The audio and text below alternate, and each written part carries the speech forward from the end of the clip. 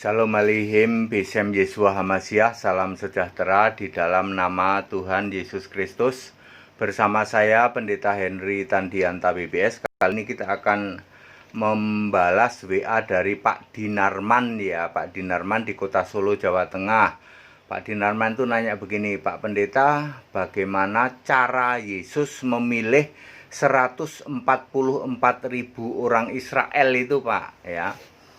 Terus cara memilihnya bagaimana, kapan dipilihnya, terus nanti kerjaannya ngapain itu 144.000 orang itu kan begitu ya. Terus kriterianya apa ya. Biasanya seperti itu ya, pertanyaan umum ya. Jadi saudara memang benar kalau kita membaca Wahyu 7 ayat 4-8 ya Pak Dinarman ya di Solo ya. Memang betul ada 144.000 yang dipilih dari 12 suku Israel, berarti satu suku 12.000 dong, betul ya. Terus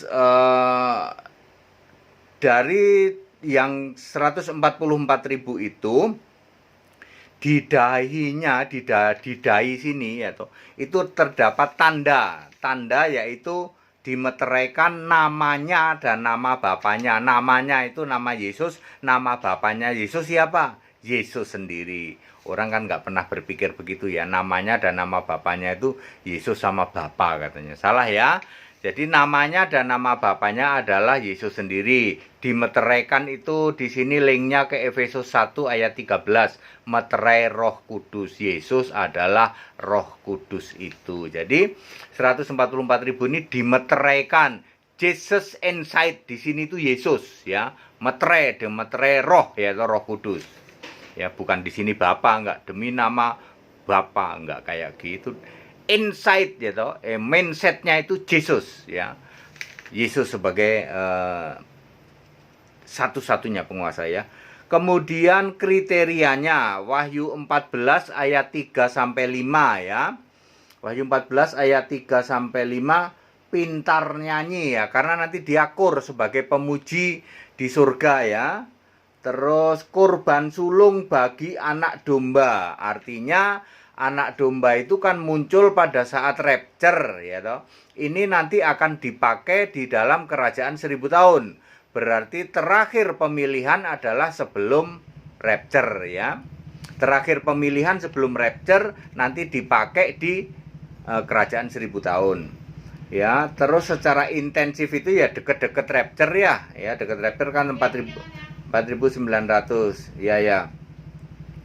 Terus syarat lainnya adalah tidak bercela dan tidak berdusta di dalam Wahyu 14 ayat 3-5.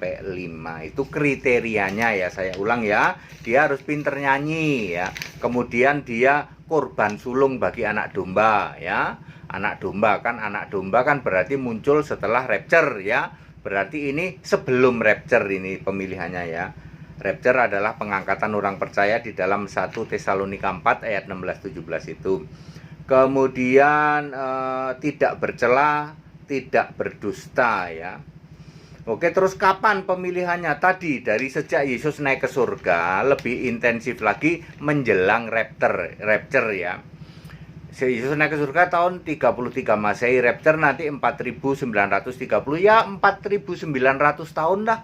4.900 tahun itulah jangka waktu Yesus memilih 144.000.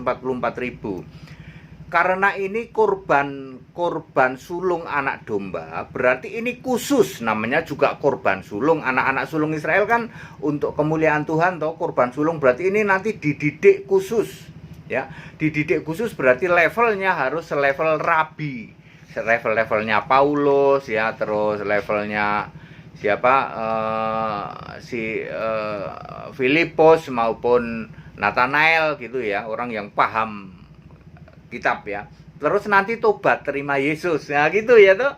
Memang seperti Paulus itu kan jago Taurat, jago kitab nabi-nabi, terus tobat terima Yesus dipakai luar biasa. Nanti ini levelnya level begitu, level rabi Yahudi ya. Kapan sudah dijawab ya? Kisah 1 ayat 9 sejak Yesus naik ke surga sampai nanti menjelang rapture 1 Tesalonika 4 ayat 16-17. Tetapi ya lebih intensif pasti di detik-detik terakhir menjelang rapture itu ya. Terus tugasnya apa? tugasnya adalah kur nyanyi di dalam Wahyu 14 ayat 3. Terus jadi hakim di kerajaan 1000 tahun Wahyu 20 ayat 4 ya. Jadi nanti jadi kelompok kur pemuji dan jadi hakim ganti-gantian. Baik, padat, singkat, dan clear. Segala hormat, kemuliaan untuk Yesus Allah yang benar, Allah segala masa sebelum segala abad, sekarang sampai selamanya. Haleluya. Amin.